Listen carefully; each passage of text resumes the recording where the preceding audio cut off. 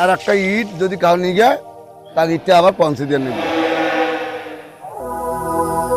বিশাল উঁচা আসলো, উঁচা আস্তে আস্তে জিনিসটা দাবি দাবি যাচ্ছে এই জায়গা।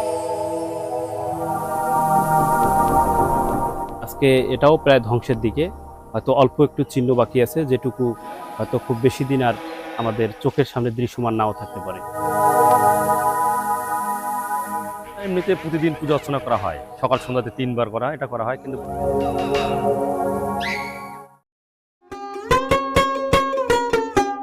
অনেকদিন থেকে হরিশ্চন্দ্র পাঠে যাওয়ার ইচ্ছে থাকলেও যাওয়ার মতো সময় সুযোগ আর হয়ে ওঠে না।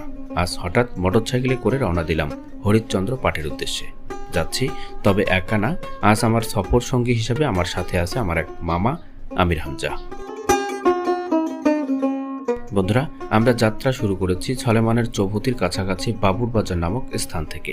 তেমন প্ল্যানিং ছাড়া এই যাত্রাপথের প্রথমেই পড়বে মিরগঞ্জ বাজার। মিরগঞ্জ বাজার পার হয়ে ট্যাঙ্গনমারি যাওয়ার রাস্তায় মিরগঞ্জ থেকে 5 কিলোমিটার দূরে পুলের পাড় থেকে পশ্চিম পাশে হরিশ্চন্দ্র পাট বাজারের পাশেই আমাদের আজকের গন্তব্যস্থল। পুলের পাড় থেকে পশ্চিম পাশে ক্যালেনের রাস্তা ধরে প্রকৃতির সৌন্দর্য উপভোগ করতে করতে আমরা হরিশ্চন্দ্র পাট বাজারে পৌঁছে গেলাম। কিন্তু মন্দিরের সঠিক লোকেশন জানা না থাকার কারণে স্থানীয় মানুষজনকে বেশ কয়েকবার জিজ্ঞেস করতে হয়েছে আমাদের। যা হোক, দীর্ঘ প্রতীক্ষার পর একসময় পৌঁছে গেলাম আমাদের নির্দিষ্ট গন্তব্যস্থলে।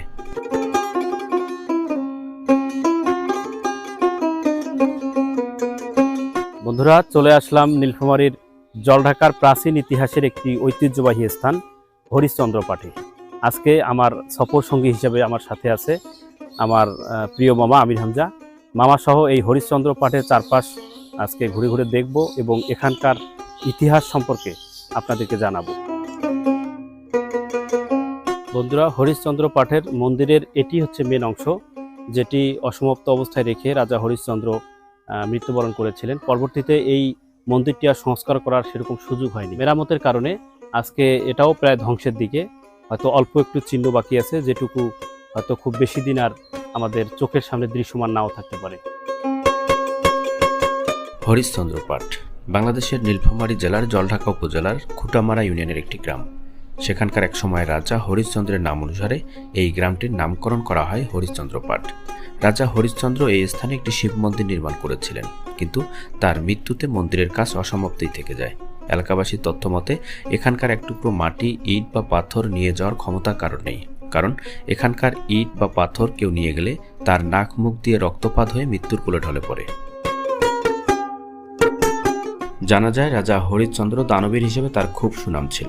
এই অঞ্চলে তাকে নিয়ে অনেক পালাগান, যাত্রাপালা রচিত হয়েছে। কথিত আছে রাজা হরিশ্চন্দ্রের কন্যা অধুনার সাথে রাজা গোপীচন্দ্রের বিয়ে হয়। তৎকালীন প্রথা অনুসারে গোপীচন্দ্র দান হিসেবে তার ছোট শালিকা পাদুনাকেও পান। এ নিয়েও অনেক গল্প প্রচলিত আছে। হরিশ্চন্দ্র পাট গ্রামে অনেক প্রাচীন ধ্বংসাবিশেষ আজও তার স্মৃতি বহন করছে। হরিশ্চন্দ্রের শিব মন্দিরে বছরে 3টি উৎসব এই মন্দিরকে ঘিরে বেশ ধুমধাম করে পালিত হয়। এই স্থানটিতে রাজা হরিশ্চন্দ্র একটি শিব মন্দির নির্মাণ করেছিলেন, কিন্তু তার মৃত্যু হয়, মন্দিরের কাজ অসমাপ্তই থেকে যায়। তবে তার এই অসমাপ্ত কাজকে সমাপ্ত করার লক্ষ্যে স্থানীয় হিন্দু সম্প্রদায় প্রাণপণ চেষ্টা করেছিলেন, কিন্তু এই কাজটা সমাপ্ত করতে পারেনি। এটা আসলে একটা ঐতিহাসিক স্থান, কিন্তু আসলে এই স্থানটি নির্মাণের ফলে আজকে সৌন্দর্যটা দিন দিন হারিয়ে যাচ্ছে। যদি এখানে নির্মাণের কাজ হতো তাহলে সৌন্দর্যটা বৃদ্ধি পেত।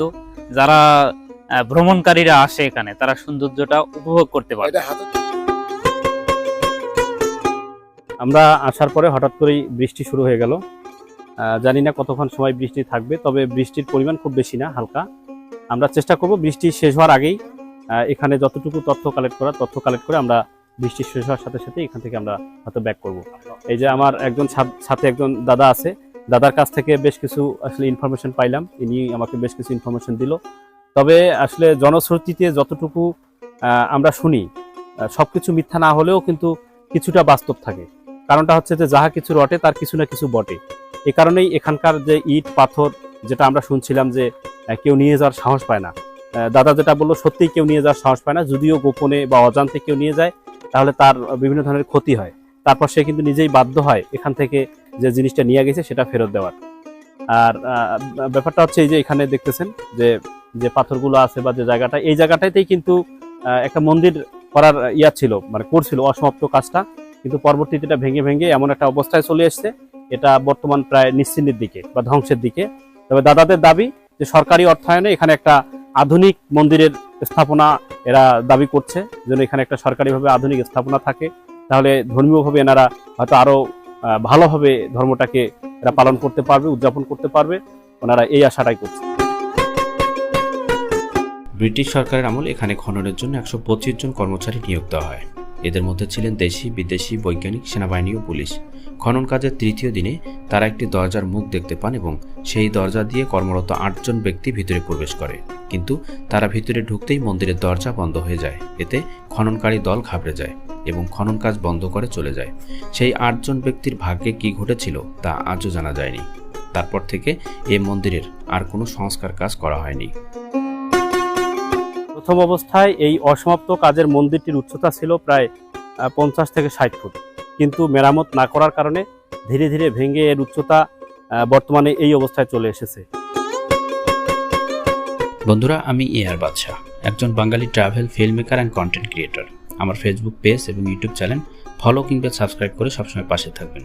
এই আশা নিয়ে আমাদের আজকের ভ্রমণ গল্প এখানে শেষ করছি। দেখা হবে অন্য কোনো জায়গায়, অন্য কোনো ভিডিওতে। ততদিনে ভালো থাকবেন, সুস্থ থাকবেন। আল্লাহ হাফেজ।